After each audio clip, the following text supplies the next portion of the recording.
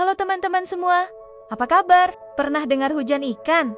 Bukan cuma di film fantasi loh. Di kota Yoro, Honduras, setiap tahunnya, antara bulan Mei atau Juni, warga di sana benar-benar mengalami rain of fish. Ikan-ikan segar berjatuhan dari langit. Fenomena unik ini diduga kuat terjadi karena angin puting beliung yang sangat kencang. Angin ini mengangkat ikan dari perairan dan menjatuhkannya kembali saat badai reda.